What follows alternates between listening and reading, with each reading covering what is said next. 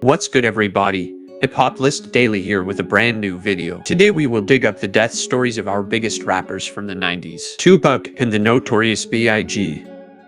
Everyone in the world knows how these artists died, but who shot them? Here I am to cover up their stories and show you the assassins of the rap game. Who shot you? Choppers with the beams, I popped you. Took her to the base, a bad bitch. So we gonna begin with the most influential rapper of all time, Tupac. Shocker is among the best-selling music artists, having sold more than 75 million records worldwide.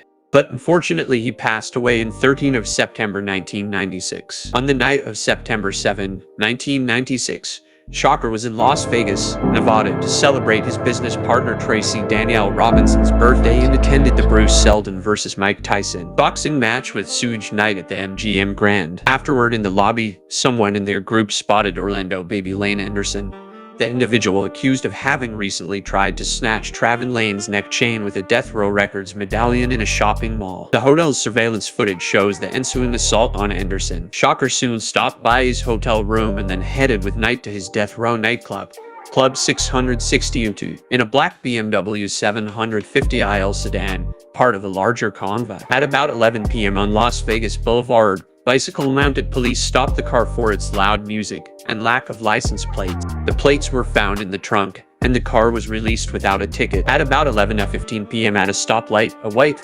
four-door, late-model Cadillac sedan pulled up to the passenger side of Tupac's car and an occupant rapidly fired into the car. Shocker was struck 4 times, once in the arm, once in the thigh, and twice in the chest, with one bullet entering his right lung. Shocker was taken to the University Medical Center of Southern Nevada, where he was heavily sedated and put on life support in the intensive care unit. On the afternoon of September 13, 1996, Shocker died from internal bleeding. He was pronounced dead at 4:03 p.m. In 2002, investigative journalist Chuck Phillips, after a year of work, reported in the Los Angeles Times that Anderson, a Southside Compton Crip, having been attacked by Suge and Shaker's entourage at the MGM Hotel after the boxing match, had fired the fatal gunshots. Here are the allegations. We will see the story of Orlando Baby Lane Anderson, Tupac's alleged killer. Orlando Tive Anderson, better known as Baby Lane, was a Compton native born in August 13, 1974. Baby Lane was born into a stable family in a gang-infested area. His parents separated, and he ended up being raised by his grandparents and other family members. Later on, in his teenage years, Orlando joined the Southside Compton Crips, a gang that terrorized the Southeast Compton for decades. Baby Lane started to put in work for this gang, and his missions are bringing us closer to death row. So Death Row is an American record label that was founded in 1991 by the DOC, Dr. Dre, Suge Knight, and Dick Griffey. One of the founders, Suge Knight, was a known member from the Mob Crew gang from Compton, California. So Suge Knight started to popularize the record label with Pyru members. Southside Compton Crips being one of the Mob Pyru's biggest rivals, seeing Death Row as enemies. So they started to target Death Row members and snatch their chains. One of the victims was Travin Lane, and one of the aggressors was Baby Lane, who will do anything to gain his fellow gang members' respect, and an altercation had place at the Lakewood Mall between these two. Lane took Travin's chain and hurt his neck pretty bad. Orlando was into sports, so on September 7th he decided to watch the Bruce Seldon vs. Mike Tyson fight. Orlando arrived there and was spotted by Death Row members. Tupac and his crew rushed into him immediately. Tupac can then be seen on the MGM security camera running over to Anderson with the rest of his entourage and throwing the first punch. Anderson then suffered a rather severe beatdown as he was essentially jumped by 5 men with no one to help him.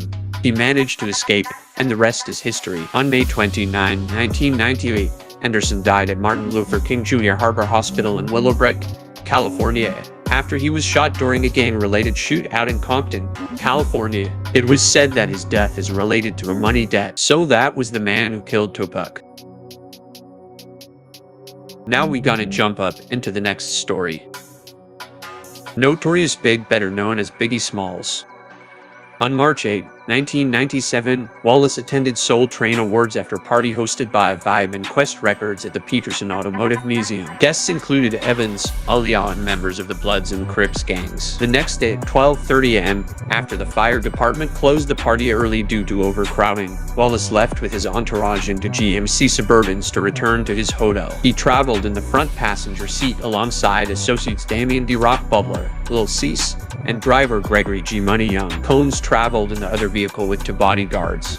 The two trucks were trailed by a Chevrolet Blazer carrying Bad Boy Director of Security Paul Offord. Wallace's SUV stopped at a red light 50 yards from the Peterson Automotive Museum, and a black Chevy Impala pulled up alongside it. The Impala's driver, an unidentified African-American man dressed in a blue suit and bow tie, rolled down his window, drew a 9mm blue steel pistol, and fired at Wallace's car. 4 bullets hit Wallace, and his entourage subsequently rushed him to Cedars-Sinai Medical Center, where doctors performed an emergency thoracotomy, but he was pronounced dead at 1:15 a.m. But who did the shooting?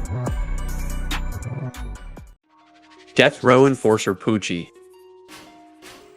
So out paths cross again with Death Row. This time Death Row did the hit.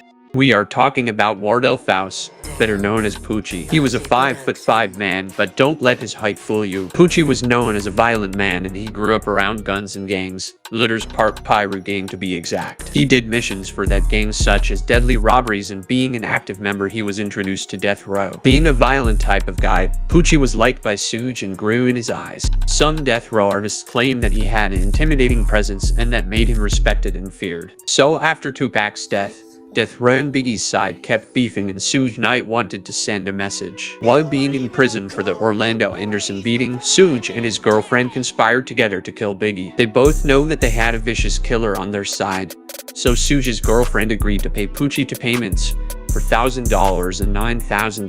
Poochie signed the deal and shot Biggie to death. Around the year 2000, Poochie was victim to some drug-related shootings. It is rumored that he was kept getting shot at because of some stolen drugs. Poochie's friends died one by one, and finally in 2003, Poochie was killed while he was riding his motorcycle around Central Ave in Compton. He was shot 10 times in the back. The same men that killed his friends are rumored to be his killers too.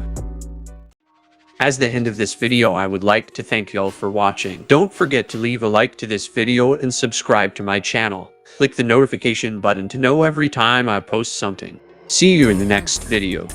Production.